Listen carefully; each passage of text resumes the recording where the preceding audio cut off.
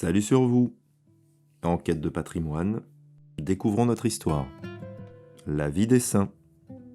10 juin, nous fêtons la Sainte Marguerite d'Écosse. Marguerite d'Écosse naquit en exil l'an 1046 en Hongrie. Par son père, elle était de la race des rois anglais.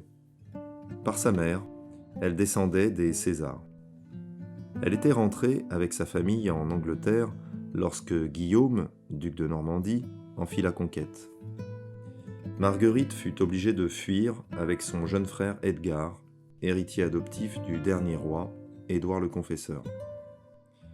Ils se réfugièrent en Écosse, auprès du roi Malcolm III, qui résolut de défendre leur cause par les armes, et épousa Marguerite. Sous l'influence de cette sainte reine, Malcolm devint un roi sage et vertueux. Dieu bénit leur mariage. Il en naquit 6 princes et 2 princesses qui ne dégénérèrent point de ceux dont ils avaient reçu le jour. Marguerite regardait le royaume d'Écosse comme une grande famille dont elle était la mère. C'est pourquoi elle s'appliqua à y faire régner la piété et les bonnes mœurs. Elle protégea les arts et les sciences. Elle et son mari, avant de se mettre à table, distribuaient, genoux en terre, aux pauvres, des mets semblables à ceux que l'on servait à la famille royale.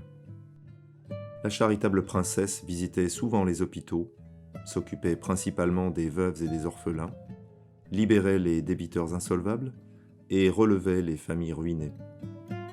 Elle rachetait partout des captifs, mais surtout les Anglais. Les étrangers, les voyageurs pauvres, trouvaient un asile dans les hôpitaux qu'elle avait fondés. Marguerite priait, pour ainsi dire jour et nuit, et pratiquait de grandes austérités. Elle ne mangeait que ce qu'il fallait pour ne pas mourir et retranchait tout ce qui aurait pu flatter la sensualité.